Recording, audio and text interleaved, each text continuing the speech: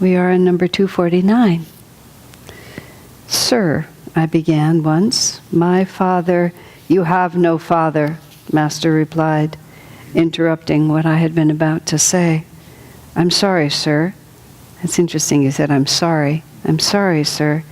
I said, I meant my earthly father. That's better, he replied. God alone is your true father. I rarely heard him offer others this correction. In fact, it may have been the only time I heard him give it at all. I'd never really tuned into that part of it before. I'd heard Swami say this, but I didn't really realize it was a unique instruction. Some people may think those words were too strong, but often he had a particular, if hidden, reason for what he said. Perhaps he sensed my father's opposition, which later became apparent, to my choice of a spiritual way of life. It was an interesting feature of my first 2 years as a disciple that every time I tried in meditation to visualize my guru, my earthly father appeared first in my mind. Only by sustained effort was I able to substitute for that image the features of my guru. Very interesting, especially considering how Swami writes in the Path and says in other places that he had an essential lack of attunement with his father. He writes about how, as a young child, his father was interested in the how of things, and he, instinctively, the philosopher, was always interested in the why. And he tells in the Path about his father taking him under the house to show him how the doorbell worked, and how completely uninterested he was, and how he tried, just to, because it meant so much to his father, to try to be interested in the things that his father was. And he also writes how what a disappointment it was for his father that his own firstborn son was so out of sync with him. His third son actually ended up being went into the same profession and was very much more in tune with his father, Ray. But Swami also talks about how, he says it in the Path, but he talks about it more in another place or two, about how the fact that the world that he lived in was so different from the world his father lived in, and how as a young child that discrepancy weighed on him, because there would be a natural inclination to think that your father would know more about life and how to get along, which in a certain sense he did in the world that he was living in. And how when Swami was 9 and had that very high fever and delirium, and after that he wasn't as willing to let his own consciousness expand even into the light, Swami talked about how by the age of 9 he realized how out of sync he was with the world around him, and especially with his father and his father's world, and that really began to concern him. Prior to that time, he just lived in his own world, and so it wasn't only that he had that delirium, which, as he said, made him concerned about any altered states of consciousness, but also he was becoming anxious about his inability to fit into the world, and he was going to make some effort to try. So there's this sort of underlying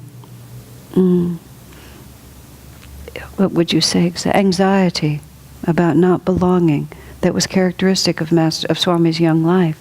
So his commenting here that Master had some particular purpose, not that Swamiji would ever have allowed his father to stop him, but he does comment, one thinks of Swamiji as being so strong and self-directed. At the same time, he was from a different era and grew up at a time when children didn't so readily defy their parents, and he had a fundamentally somewhat traditional and respectful relationship with them. So he comments about how Master arranged that his father was in Egypt and his mother was on the boat on the way to Egypt. And it wasn't until then that he found Autobiography of a Yogi.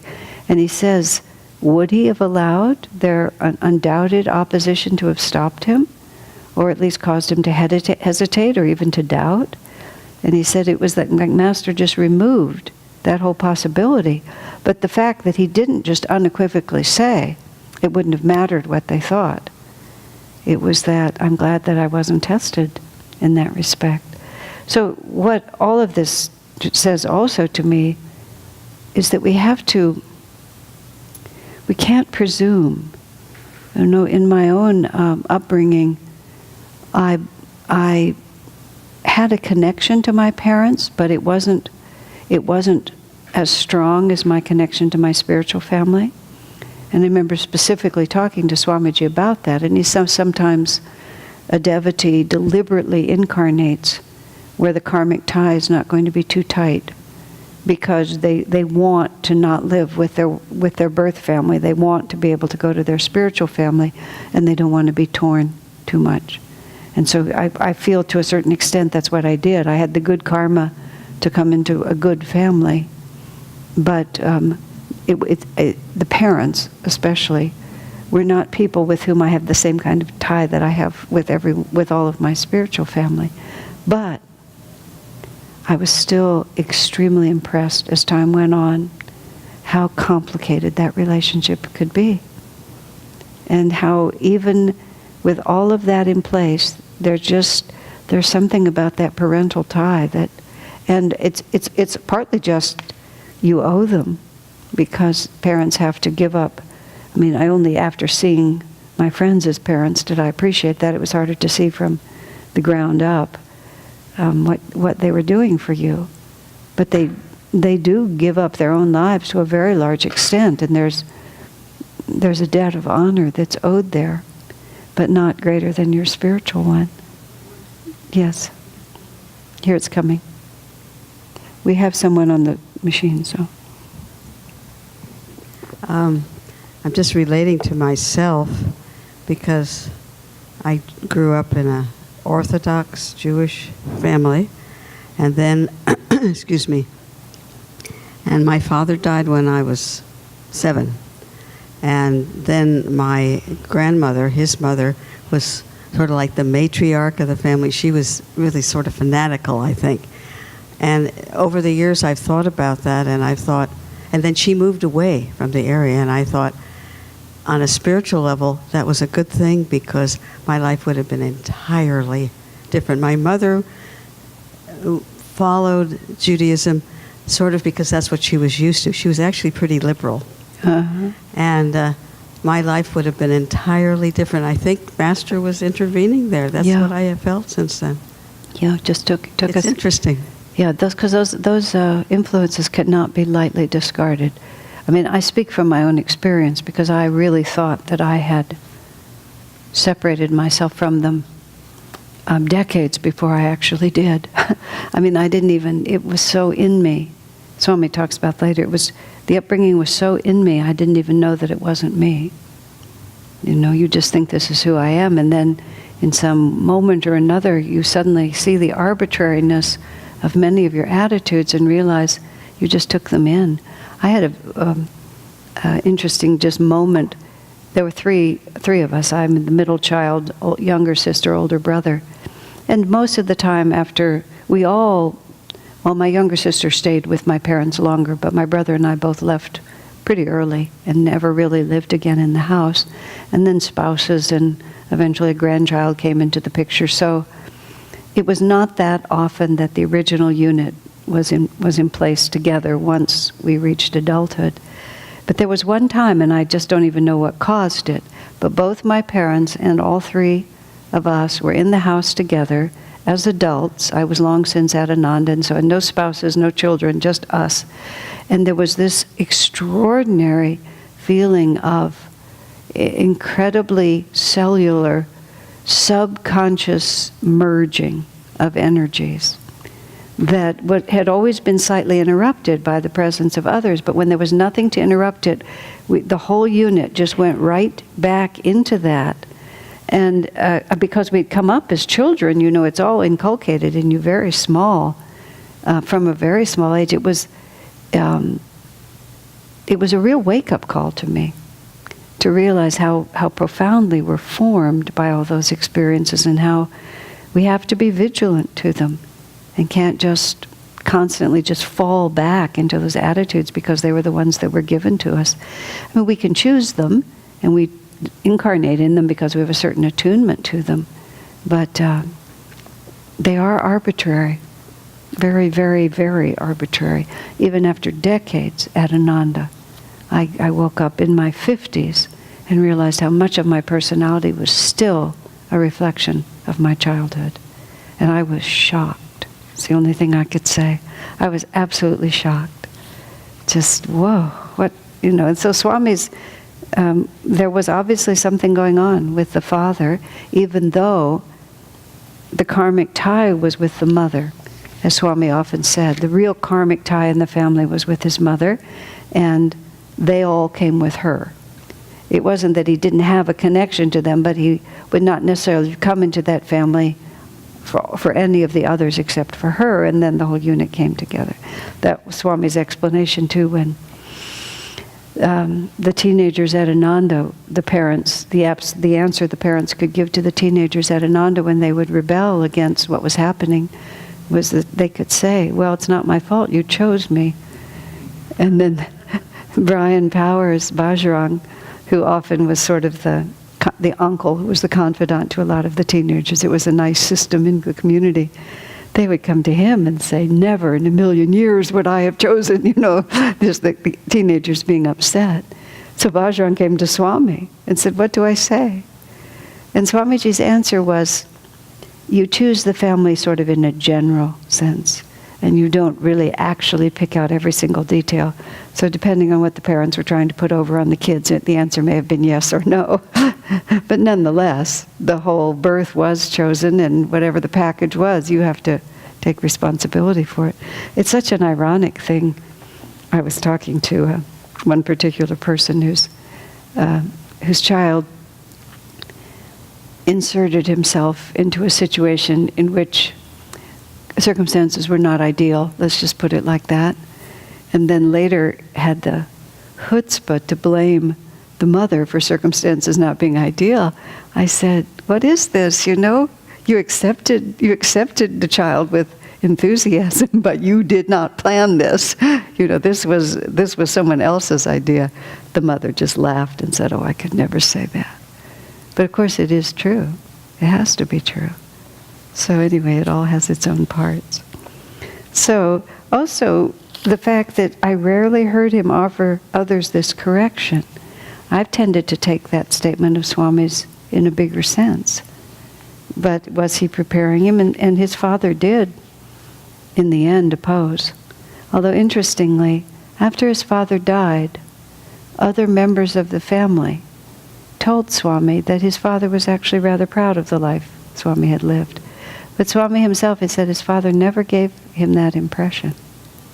And Swami was sort of, he felt like his choice was incomprehensible to his father, who lived a very, success in the world, take care of your family, kind of much more conventional, not religious at all, but a good man, a very good man, but just that. Okay, any other comments or thoughts? So, number 250. The Master once said to me along these same lines, this is Master speaking, my father remarked to me one day, I heard someone say he'd seen your guru give a flower to a woman. Ooh, what a statement. Of all things, I replied indignantly, Master said, physical birth is something, but if ever I hear you say one more word against my guru, I shall disown you as my father forever. Oh my goodness. Just absolutely. And Master's father was a disciple of Lahiri Mahashaya, and Sri Yukteswar was his fellow disciple. But Master, just to hear his guru scorned, he just wouldn't put up with it. So there you have Master's own word on it. Quite powerful.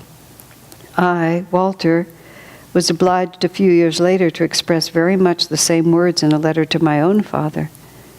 Though I didn't offer him that drastic choice, I pleaded with him not to force me to it. Because it was the same thing. Master's, Swamiji's father was trying to sort of exert a father's authority and by various means try to win him back to the family nest from which Swami was lost and was in fact lost pretty much forever. In my own family, my parents mostly supported me, but sort of randomly over the course of many years, my father decided at a certain point to question. So did my mother. My father, we were sitting at lunch. I was about 35, maybe 40 by then. Been at Ananda 15 or 20 years. And he just started, really don't know what prompted him. He wasn't like, I don't think we were in litigation or anything like that. It wasn't like there was nothing had changed. And I think they just got tired of it. They thought that eventually I would come out, but I never did. And he just started, in his way, building a case. I said, you raised me to be very independent, to think for myself, and to follow my own way, to have confidence in my own way. I said, that's what I've done. I thought you would be proud of me. That was a little bewildering to him. But then I told him, which was interesting, that I think even it's still true that Ananda was 10% Jews, which is a much higher percentage than the world. And I pointed that out to him too, that, Jews are always in the forefront, and this is the new movement. And so, I'm out there, as we always have been, leading the way with some new ideas. That was a little disconcerting to him too. But then much more seriously, I said, don't ask me to choose. If you ask me to choose, I'm not going to make the choice you want. So I just said, I suggest you just drop this. And he did. My mother and I had a much more amusing exchange. At some point, my mother seemed to understand that we were also devoted to Jesus, which had always been true, but my mother had a way of reasoning things out in her own way. And she didn't like me to dispute her process. She wanted me merely to accept it, which was a bit of a difficulty between us because her process was always rather random from my perspective. So she decided that we were devoted to Jesus, that we'd become devoted to Jesus. I told her we were always devoted to Jesus, but somehow she decided it had just happened. And somehow, because it had just happened, now there was this sudden cultural difficulty that had never actually been there before. And for reasons known only to herself, this became a big deal for her. And she was lamenting this, and she starts lamenting, if only we had given you an actual upbringing in Judaism, if only we had really, made you understand your own tradition. My parents have never been practicing Jews. I don't know why this would come to them. But this long thing like this. And I'm trying to reassure her by telling her, it's not really true, it's completely different than that. And this little voice inside me says, let her take responsibility. So all of a sudden I changed my tune completely, and I went with her. Yes, what a tragedy. If only, then perhaps everything would have been different. What can we do now? I guess it's just too late. And we did that for 5 or 10 minutes. She relaxed and never brought it up again. The karmas are odd. And at the very end my parents never, my father read, my mother and my father both read a number of the books. But I don't know if they ever really understood them or knew what to do with them, but they did read. So I think that, the karma of their being my parents caused them to actually read Autobiography of a Yogi. Understand, accept, I think that was another level. We never talked about it, but they did read it. But at the very end I had 2 encounters with my mother. She was so adorable. One, she said something to the effect that, I know a lot of people listen to you, but I'm not going to listen to you. I said, for just a moment, because at first I was trying to persuade her of something I thought was important. Then I said, oh, Mother, that's so relaxing, you have no idea. I said, I have to think about what I say because people take me so seriously, knowing that you don't, just like it doesn't make any difference. But the other thing at the very end, just one day she kind of looks off, in the middle distance and says, I don't know why, I just like having you around. She said that to my face. I don't know why, but I just like having you around. Then she looks off like this and says, maybe it has something to do with what you're doing. And I thought that's enough. I'll take that. The karma's there, it helps them. You have to live through these things. And it's also a test of our detachment and, how much we're still trying to get them to approve, and how much guilt we still carry, how much we think their happiness depends on us. It just goes on and on and on. Physical birth is something, but it is something. And Master took the trouble with Swami to help him work through it in that strange way. And then Swami has that, I back up here, he has that funny thing about how his father's face kept just inserting himself. Was it his father's willpower trying to keep him from his guru? That could be an explanation. Who knows what it was? Or just the habit of the father, that being the authority figure, and then needing to substitute the guru. Weird, very strange. Chidambar is reminding us that Swami said he had trouble visualizing Master altogether. He had to look at a picture to remember what he looked like because his experience of him was so fluid. He couldn't hold that physical form. That's a very interesting statement, isn't it? But Swamiji many years later talked about how he didn't notice the color of people's eyes, even though people who'd been with him for years, because he never saw that. He never saw the fixed physicality of people. Instead, he felt the energy and felt the consciousness. And he says also in that story that we tell about how he would recognize people, either he would recognize a meeting for the first time in this lifetime, or he would recognize them if he hadn't seen them a while in this lifetime. He said, sometimes I don't recognize people, but then, as he said, their eyes come into focus and I remember who they are. And that story, when I told it, was Chidambar told a story exactly like that, about how many times Swami met him, and then but still, that there would be this moment when Swami would look into his eyes, and then immediately he would remember exactly who he was. But because the faces that we see, that was Bella in the end of her life, very end of her life, Bella Bingham at that point, Padapavskaya, when she was in the last days of her life. She said, I'm looking at thousands of faces and I know they were all mine. And it was just feeling like, so what does it make if I lose this one? I've had thousands of faces. So if you think of being with Swami or with each other for long periods of time, and to keep track of all those faces would be very hard to do, but not to keep track of the essential spirit. So that would be how he would describe it. He would find the part of us that he always knows. Very interesting. Someday that will be all of us. Any questions or comments? Yes. Of course, it's a matter of degree, though. Yeah. I certainly know what people look like. One always tries to relate on a higher level, but I know what people's features are like and what their eyes are like. I can't imagine not knowing it. That's sort of what I mean. I can also feel their spirit, but I can't imagine not recognizing their faces or knowing the color of their eyes. I think we're doing it a lot more than we realize. When is the most interesting time when that happens is when you watch the choir sing. Those of you who are in the choir might not get to see it as much as those of us who watch the choir. And you watch a big choir at Ananda village or anywhere, everybody begins to look the same. People can be 50 years difference in age sometimes standing up there in size and shape and everything. But when they all start singing the same music, they all start looking the same. It's really fascinating to watch it. I can still recognize people, but all the differences begin to blend, and you're just feeling that ray of consciousness.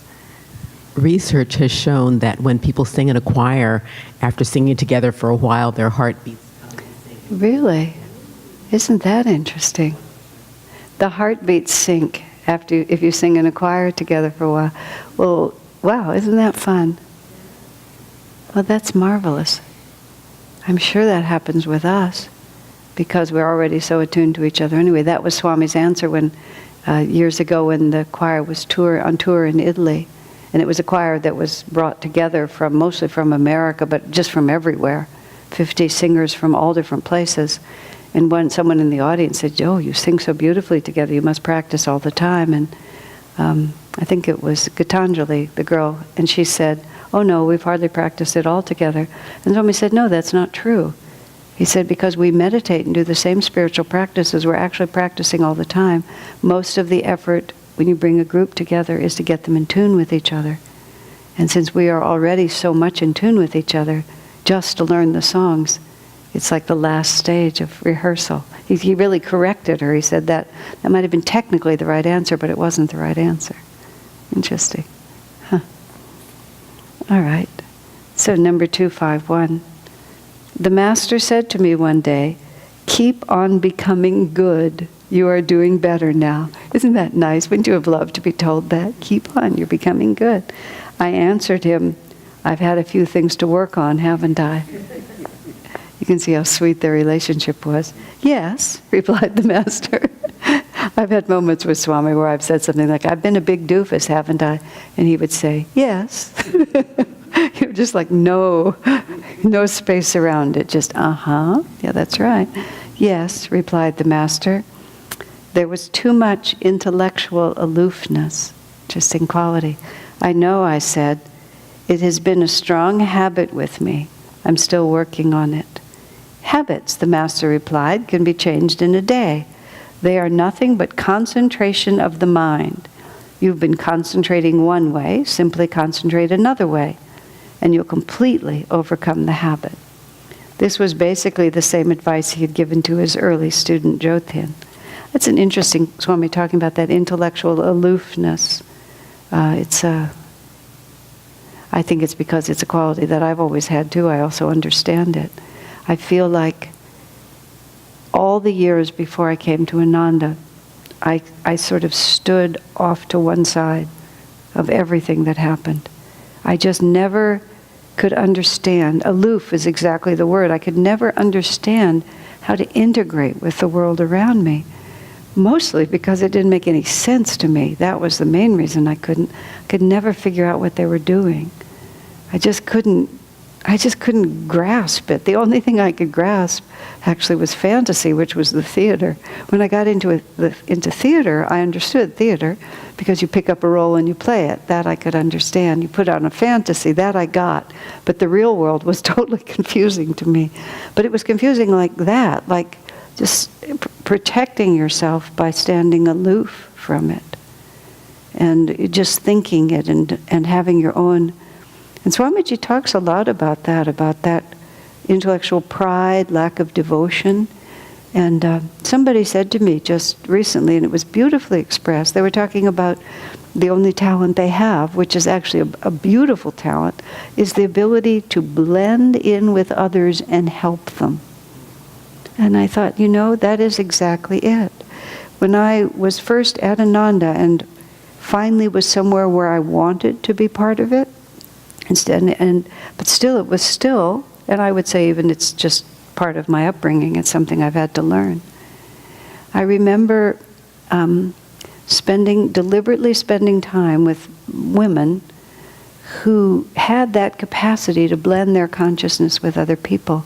And I remember following them around like a little apprentice without actually, I never sort of said it, but I would just try to understand how not to be aloof, how just to participate. And Palo was one of them, Kirtani was another, Jacqueline, Jamuna's another, who it was just natural to them. Durga, of course, has been my main teacher in this way, just to blend with people. And it's much more powerful than to always be holding your own self separate. But it's a habit. That's just exactly what Master said to him. To not meet people with the heart, but just to meet them first with your thoughts. For those of us who are inclined that way. That was what I also learned from Swamiji when I was trying to understand the power of his mind, and I observed his posture, which his posture was that on the plane of his physical being, his heart was a little ahead of his forehead. And my posture, which I've worked hard to change, is to lean out like that. I've never developed this, which some people do who are really needing to keep that protected, but I have a tendency to lean. And it's just the physical manifestation of I want to push first with my idea, and then afterwards I'll decide whether it's safe to really engage. And Swamiji had trained himself, and what's interesting is he trained himself just to enter in first, just to blend first, and then have the mind follow the heart. And that was why everyone felt that he was your best friend. He could just make anyone feel that he belonged to them. Because on this is on the level, the mind is taking everything apart and putting it back together. But on this level, the heartbeats are synced. We're just all in it together. We're just breathing. We're all here. It's very interesting. Very interesting difference in life. I mean, Palo Alto is mental in the extreme. And it's sort of fun, if you're like that. I talked in this class, about that little hoo-ha, brouhaha at Google, because one of the engineers wrote about the women, and he accused the women of being more interested in having a balanced life. And it was a big, among other things, he accused women of having certain extremely laudable qualities which disqualified them for the utterly imbalanced world in which they were living. And instead of the women standing up and saying, "You're damn right, and what's wrong with you guys?" Instead, the male engineer got fired. It's a crazy world we're living in. Yeah, one of them was, women are not as good as engineers because they want a balanced life. We are really in trouble, friends. Okay. Number 251. Oh no, I just read that. But then also he says this: habits can be changed in a day. They are nothing but a concentration of the mind. You've been concentrating in one way, simply concentrate in another way. That is really something to write on the refrigerator, isn't it? Because we do tend to become quite involved in the way we are. And even if it's not working very well for us, we have this complete commitment to the fact. And I mean, I give long classes about the vrittis and the helplessness of shifting and so on like that. But Master totally is contradicting it and telling me that I'm dead wrong here. Habits can be changed in a day. Everything about us is just a pattern of energy. That's just so profoundly important. There is nothing going on but patterns of energy. Patterns of energy are just energy. Redirect them and they become a different pattern. So in principle, and I'll say in fact, all of these characteristics about ourselves that are such a drag could just be dissolved like that. And Master wants us to at least capture that possibility, so that if nothing else, it gives us the power to persevere. My favorite way of thinking about it is error is finite and perfection is infinite. So no matter how big the number of errors that you're going to make, it's finite, and therefore it will end before infinity. And so every time you go the wrong way, that's just check one off the list. However long it's going to take, it will end, and when it ends, it ends. He didn't say it was simple, but he didn't say it was easy. No, he didn't. He didn't even say easy or. He just said habits can be changed. They are nothing but concentration of the mind. You've been concentrating in another. Simply concentrate another way, and you'll complete. Yes, he's right. He didn't say it was easy either. No, but I think we should just pretend it is. Okay, number 252. We're back to men and women. Men think to possess their women, said the Master with a chuckle. He must have been so amused by what he saw. But women tend to view their husbands, no matter how prominent or powerful, as their own children. There you have it, the human comedy. You just watch the delusion on all sides. Number 253. I think we've given sufficient energy to men and women. I'm quite ready to move on. Master had given all his time to others. At last, the Divine Mother gave him a period of respite in the desert. Speaking of the peace and solitude there, he remarked to me one day, "Whenever there is a well, thirsty people gather. Sometimes, however, the well likes to be quiet for a while." I was slow in catching what he meant. Then I understood it, and the Master said with a quiet smile, "I was speaking of myself." You know, it's sweet how much intuitive communication there is. Master said it, and Master didn't finish until Swami himself had caught the thought.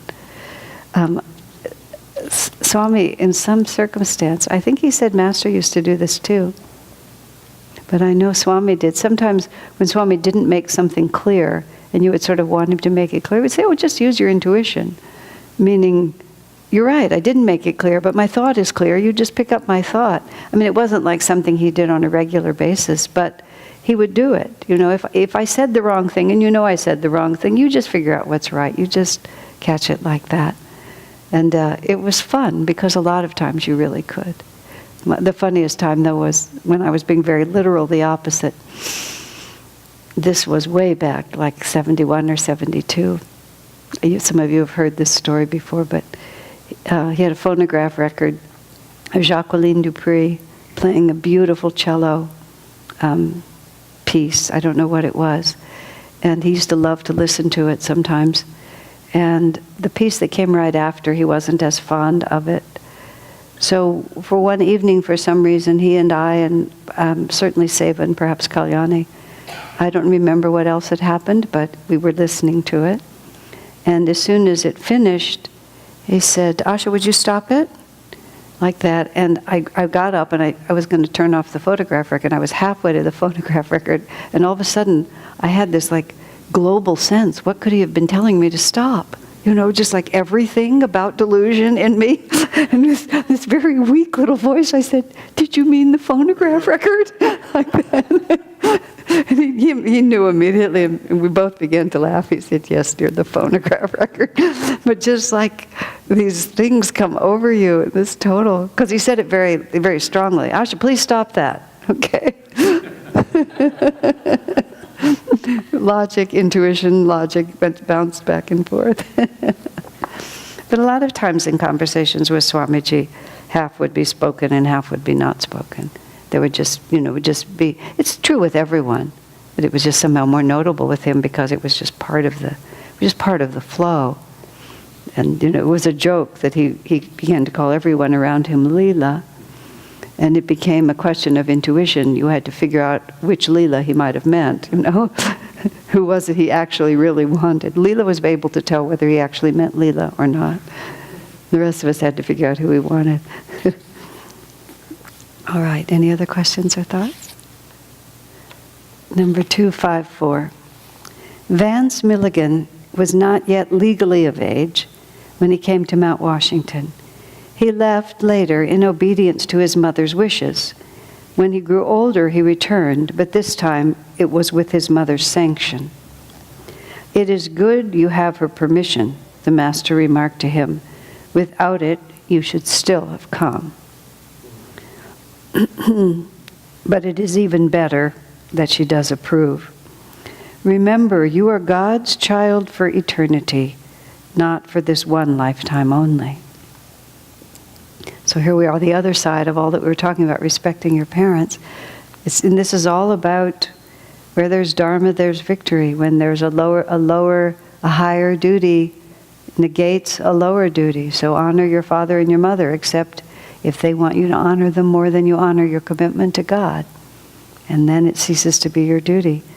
And there's this wonderful story. When Swami Shankara was only a child, he felt inspired to leave home for God. His mother tried to dissuade him. Shankara, instead of pleading with her, what a consciousness, jumped into a nearby river and let a crocodile catch him. "See, mother," he cried out, "I will let the crocodile pull me under if you don't agree to my leaving home." Even at that young age, you see, he had spiritual power. Well, what could she do? Hastily, she gave her consent. Shankara then made the crocodile release him. He swam to shore and straightway began his historic mission. In other versions of that story, Shankara adds the line, "Mother, you're going to lose me one way or another, so you might as well just let me go." Years later, the master continued, Shankara cried out suddenly, "I taste my mother's milk. She is dying." Contrary to the Brahminical code regarding renunciates, he went to his mother and helped her in her final moments. Then with a divine fire emanating from the palm of his hand, he cremated her body. Yeah. But also when you think about, well, of course, the karma between them, but that he was just a child and he walked away from her. She gave him birth, but she didn't raise him. He raised himself in the spiritual way. But the tie was still that powerful. I think we often really don't know what's really going on. We just can't tell. And the masters, just come in from all these different angles with these experiences and show us at least a little bit of the potential. I had that moment when Paula took her last breath. When we were all in the room with Paula and she stopped breathing, and I felt an astral wind, which I want to say I saw. I suppose I saw it sort of inside myself. It felt like an angel, huge angel that just went over my head with this enormous whoosh. I don't know whether it was Paula herself who had transformed into that, or whether it was the angels who came to take her. I really couldn't say. But simultaneously with that was this extraordinary realization that Paula and I had this soul union, soul friendship. I mean, I knew we were friends because we saw each other, regularly. We were very fond of each other. But if you had asked me, I wouldn't have known that. I just wouldn't have known. But I felt it was like we're all living on such a different level than we know, that when the veil is stripped away, then something completely other happens. So here's Shankar, he's born to this woman, and of course, just the act of growing a child and giving birth to it takes a tremendous commitment on the part of a woman, and just suddenly she's leaving, and now his karma to her comes active again. And I mean, they did two things for each other. I mean, she gave him a body, and then he went back to her to give her, I'm sure, spiritual freedom, at least on some very high level of that. And in between, where was the relationship? But who knows on other levels where it was happening. There's so much. Someone like Shankaracharya, of course, was conscious all the way through. Swamiji made a very interesting statement once when he said, he feels like the process of realization is that you just gradually become more conscious of what's going on all the time anyway. And this came up in the context of, it was actually another spiritual teacher came and asked Swami questions. And one of the questions he asked was, he said, many of my students, he called them disciples, many of my disciples have dreams about me. He said, in which significant exchanges happen. And then this teacher said, I have no awareness of that. And I think he was concerned. He just didn't know how to relate to it. And that was where Swami talked about, we can be acting on much higher levels, but we don't know it. And then as our consciousness expands, all those fields begin to integrate a little bit. But elsewhere in this book, remember, Master said to the disciples, you need to tell me things. It's not that I couldn't know them, but you need to tell me because it needs to be brought to my attention.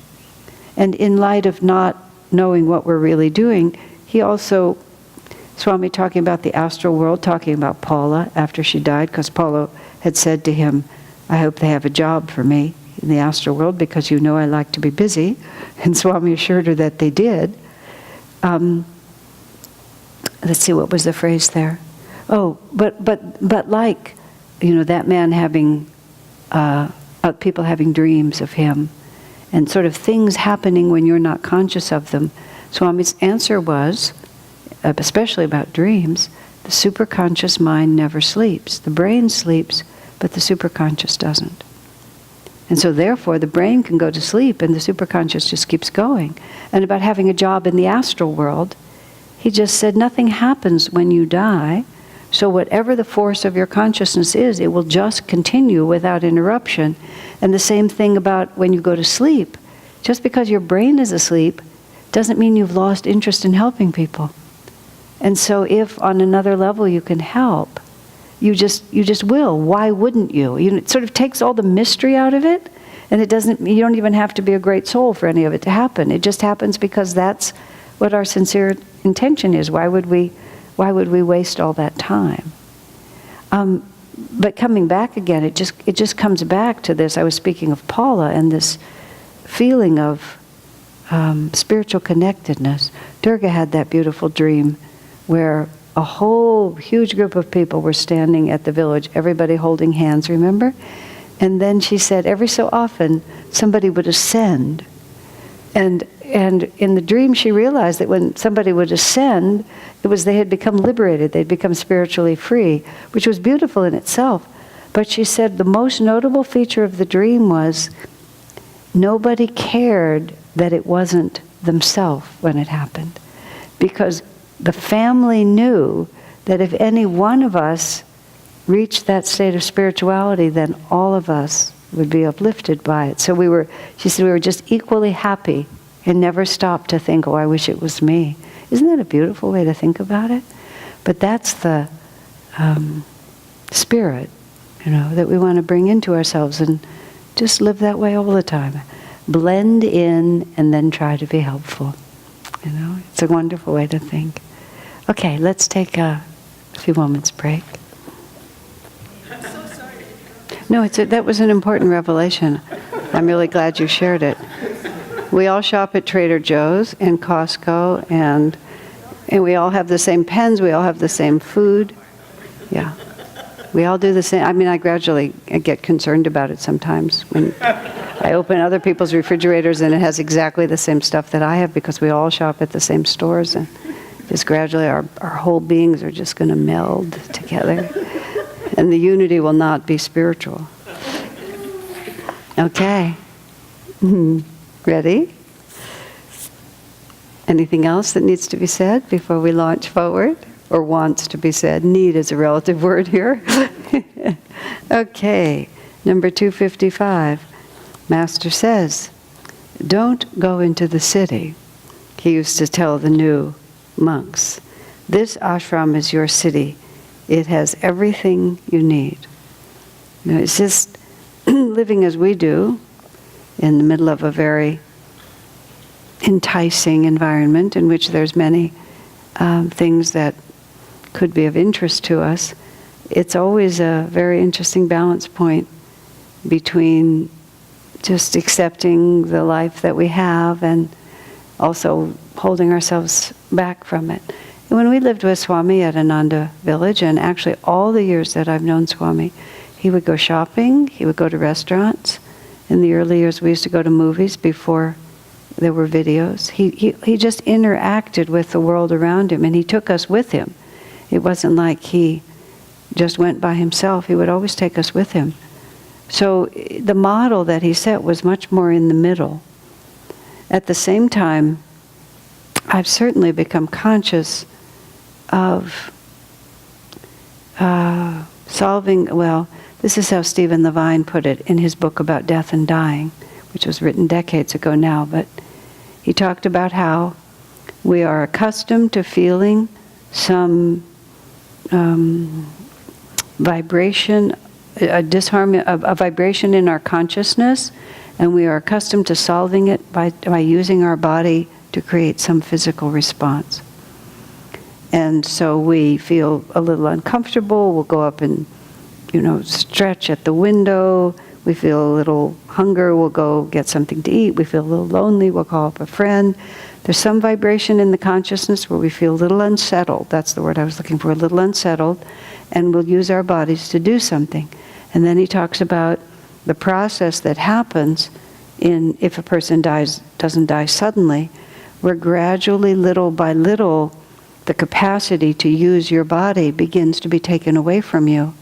And he was talking about helping people die, and he talks about this intense restlessness that sometimes dying people have, almost to the point of hysteria, because their consciousness signals some unsettlement, and they have no physical capacity to solve that problem of consciousness through their bodies, and how panicky people can get about that just because they don't know what to do. And then he talks about how they will often transition through that and realize that the problems, as Stephen put it, the problems of consciousness can be solved on the level of consciousness, which is a phrase that I've always kept in my mind. Not that I'm strict in the way I live, but I always still keep it in my mind. If this is a problem in my consciousness, can I resolve it on the level of consciousness? Or do I need to do some outward action in order to bring myself back to a comfortable state? Now I have to say that, and I condition that by saying how much Swami interacted with people and with the world around him. And the Stanford Shopping Center was one of our, quote, main pilgrimage spots here. And invariably when he would come to visit, and he used to like to go to Fry's. Fry's was an equal pilgrimage spot. Swami always liked to see what Dwapara Yuga was doing technologically. And it was much more, before the internet took over so many different things, it was really the place where you could find. And he always enjoyed going to Stanford Shopping Center. We'd walk up and down and look at the flowers and look at the pretty shops and stop and have a cup of tea. And he didn't just hold us up in the house and have us just stay there. But at the same time, within myself, I've been watching, and especially, of course, when I was in seclusion, these last 8 weeks where there was just pretty much nothing. I could go out the door and I could walk to the end of the driveway and walk back. Wow, big outing, and maybe there would be the horses there and I would have a little time with the horses, but maybe a new wildflower would have come up, and then bingo, we're just back in this house with nothing going on. But it was very, when the options were gone, also your mind just didn't go where there was no place for it to go. It had to just, that's what seclusion does for you. It has to come back because you don't have any other choices. And you discover this whole way of being. The end of all of this is, the Swami's Master's advice here is something to keep in mind. Our lifestyle is not fanatical, so we have to also balance it. That's all I'm saying. But it is to keep in mind, where am I going and why am I going there? And do I really, is it going to be helpful to me? Can I pause for just a moment and see if instead I can bring myself to inner calmness before, even if I then go out? But we had many wonderful experiences with Swamiji out doing things. And Swami tells us too about many things that Master did.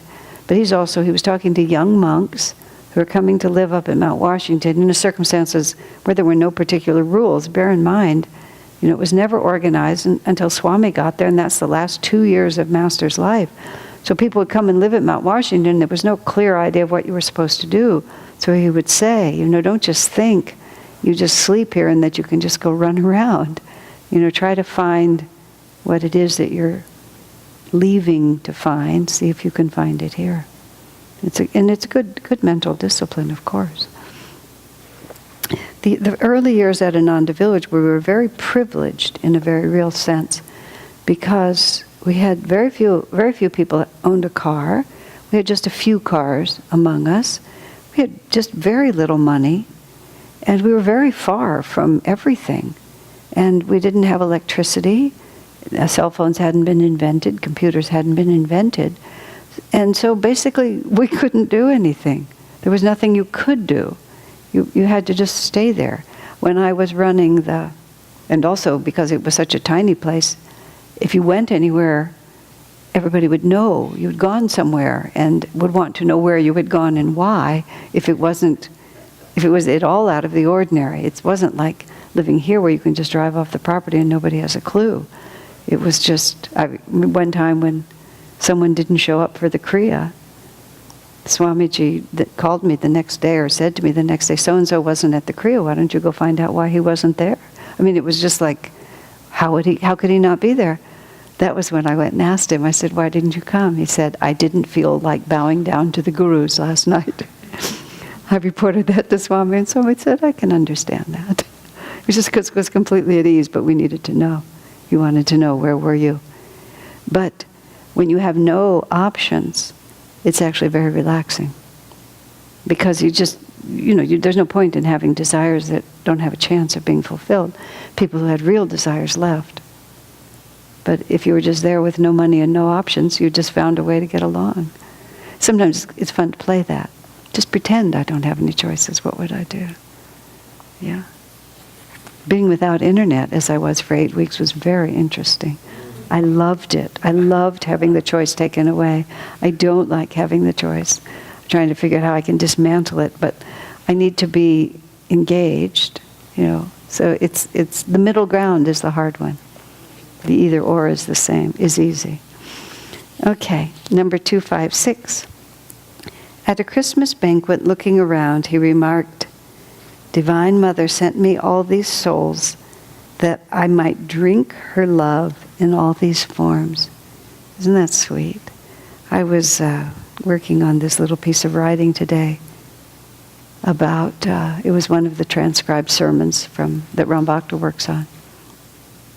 And I was talking about the fact that how we so often think that if we're not behaving up to the highest imaginable standard that we can impose upon ourselves, that God will lose interest in us. That we have this thought in our mind that we are always earning God's love and His care, and that we're always in jeopardy of falling below the standard and losing it. And that's just an evil projection of our own hearts. It's nothing but that, because we ourselves are evaluating and giving and withholding on a rather constant basis, and so we just create God in our own image and think that He is. When it's so hard for us, it's so difficult for us to understand the concept of unconditional love. And the fact that the Masters do not see our weaknesses, all they see is our divine potential. And so that's where he said, God gave me all these forms so that I could drink her love through all of them. I mean, that tells you what he sees. In one of the stories in the book about Swami, a woman writes about how at a satsang, for a moment her consciousness shifted into Swami's consciousness, and she felt like she was looking at the room through his eyes. And she really shifted completely. And she realized that she felt what he was seeing, and he had said something to this effect in that moment. She just saw that everybody was just a radiant form of light, and that all of the specifics of our personalities, which are so dominant in our self-definitions and in our definitions of others, she said, from that perspective, they're just not there. And in another one in this book, Master speaks of, if you could see the world as I see it, you would see that it's just nothing but shimmering light. And all of this is just a dream. That's, from their perspective, that's real. I mean, whenever one begins to feel that possibility that God is not caring for me, that Master is not right here with me, try to shift yourself into what their world looks like, and how you look in their eyes. It's a wholly different way of thinking about it, and well worth cultivating. Yeah. All right. Number 257. Those who are with me, he once told me at his desert retreat, I never have any trouble with. Just a glance. See, look how Master confided in Swami. This is also interesting. Master's explaining to Swamiji how he works with people. Swami was 22 years old. Master was at the end of his life, and yet Swami tries, in a modest way, Swami has tried to make us understand the degree to which Master treated him differently. His cousin Bet said, and I wrote this in the book about Swami, she said, Master, Swami was clearly the apple of Master's eye, is how she said. And I said to her, why do you say that? What was it? She said, I don't know. She said, it was just obvious. That's how she put it. And later when I told Swami about that was when I started that book, I interviewed relatives and friends of his. So I interviewed her for the book. And I said to Swami that I asked him, because for the sake of writing the story, why would she have said that? What was it? And Swami just said very quietly, he said, I couldn't say it, but I was. He just knew it. And in fact, Swamiji said once toward the end, he said, I wasn't one of the men there. He said, I was the man there. He said, there was just no one else. I mean, there were good devotees, Bhaktananda, Ananda Moy, and Abhimalananda, and others that were good, but there was just this order of magnitude. I mean, it was very odd when Swami said that, but I mean, he didn't want to emphasize it because it was too inappropriate, but nonetheless, he wanted me to understand. He said it was just that like that. Master saw what he had in Swami and just began to train him. And he was training Swami for something that no one else was anywhere near. That's what he meant by that. He was helping the others and they all lived their lives, but you can see by what none of them did compared to what Swami did, what Master was dealing with there.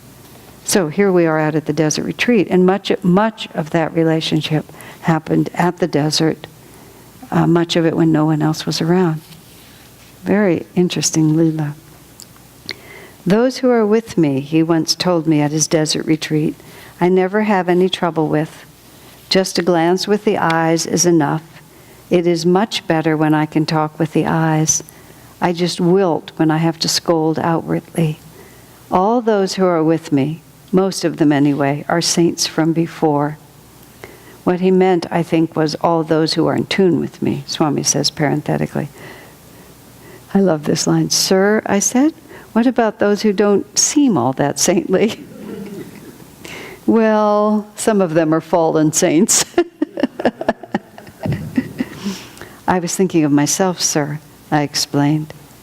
Master responds, it is better to have neither superiority nor an inferiority complex, he replied. Whatever you are, give it to God. It's very sweet. Most of those who are with me, who are in tune with me, have been saints from the past. Did I mention to you what I read somewhere about among reasons why a master would come in, someone like William or Ferdinand and so on, is because his disciples needed that kind of experience. And Master thought it would be best if he accompanied them. I mean, I didn't get that out of Swami's writings, but I got it out of somebody else's comment. I don't even remember where it came from. But I thought, now that is very interesting, isn't it? Isn't that an interesting way to put it? I don't know if the master would be compelled by the disciples, but one of the things that happens when a master incarnates is that his mission becomes limited and defined by the circumstances into which he is incarnated and by the needs of his disciples. So you would think, I mean, being a warrior and many of the things that he went through, and that the disciples had to go through with him. He talked about Norman being his giant and what a good fighter he was. I think he spoke about Jerry Torgerson as also being a really good fighter. I mean, he was a general and he needed really good soldiers. And there were some, just like as a disciple, you try to understand what the master asks of you. You can see if the master's coming in to be a warrior and he's going to have to conquer, he's going to want to have with him disciples who know how to fight. And he's going to really appreciate disciples who know how to fight, who don't shirk from the task at hand and are not too delicate to pick up their weapons and go bash the enemy. It's a peculiar thing, isn't it? Because that's what he's really talking about. He's talking about warfare. But he's talking in a very positive way about these disciples. They were strong for me when I needed them to be strong that way. So you can then stand back and think, Well, yes, that would be something worth learning. I mean, just like Arjuna and Krishna. Krishna drags him into battle, and Arjuna's supposed to fight, and he's supposed to kill his own relatives, and Krishna's not very sympathetic about Arjuna's obvious objections to doing that. So you can see Master there. I mean, I don't feel like I've been that kind of soldier very recently. So it's almost an impossible thing for me to imagine. But I know men and women. It's not just that I'm in a female body. Several women friends of mine just feel themselves to be those kinds of soldiers. This one woman that I know, she lived at Ananda for a while. She was a very small person, approximately my size, but bonier. So she really looked small. She was bony. She drove this great big Jeep, this great big car. It was just ludicrous. And she bought it herself. And I sort of joked with her once, and she said, "I know," she said, "but this just feels like my car." And she said at a different point that either she intuited or some psychic told her that for many, many lifetimes she'd been a very big man, but had just become so dependent and so identified with that huge physical strength that she just needed to balance the reality. But that's how she explained the car. Like in her own self, she was still this big man who needed a big car, and the fact that she sat in it and could, hardly, she didn't see that. She felt whatever it was. There's just all these different levels that are going on all the time. That's why we can't take ourselves too seriously. We just can't. We do, but we need to be a little bit light about what we've engaged in here. It's really interesting. Let me think what else was here. Oh yes, but then Master also talking about, just communicating primarily with the eyes, with the look, with the word, and then saying things that, like even Swami talking earlier about, your father. No, I mean my earthly father. Why did he say that? He didn't explain it. And then sometimes Master was more fierce, but still, that wasn't how he wanted us to understand it. He wanted us to understand it by attunement, which is why Swamiji struggled so hard against the image of Master that SRF began to embrace. And then it was many people who never even knew Master who had their picture of him from what had been told to them, and that picture became increasingly supportive of this extremely rigid, narrow, and so many times the statements would be made. And Swami actually, on different occasions, took some of the young SRF monks to task for the way they talked about Master, acting as if he had a temper, that he could, that he was harsh. It's just, where did those thoughts come from? Master describes how he really worked with his disciples, which is with the vibrations, not with rules, not with judgments, not like this. Let's see, there was a thought with that one. What was it? It was that story that I told about one of the sisters who left after 20 years.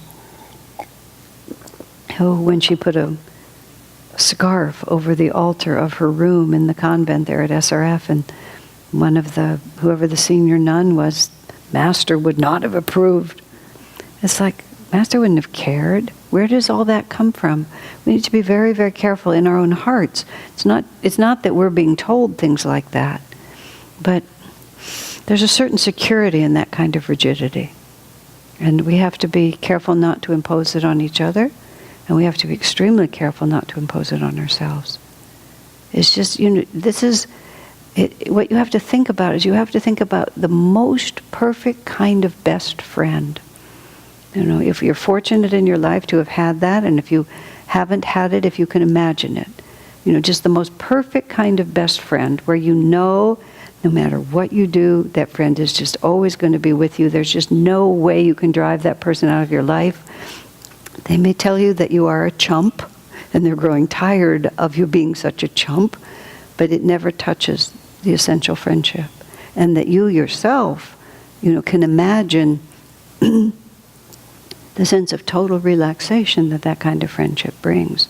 That's what we're working with the Master. Because in that kind of confidence, that's what gives us the courage to change.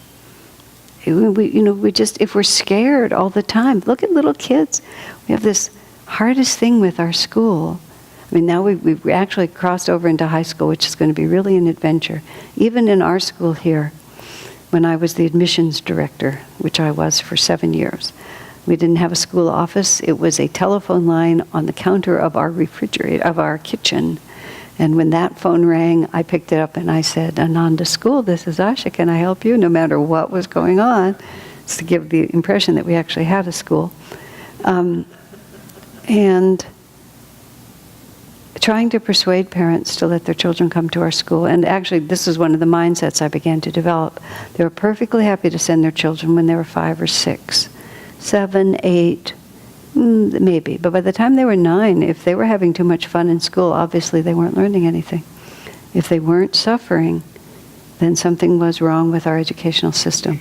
And the belief in high school that you really have to suffer in order to learn anything is so ingrained that we're going to have a real story to sort that one out. But I would say to the parents, do you do your best work when you're uncomfortable and scared?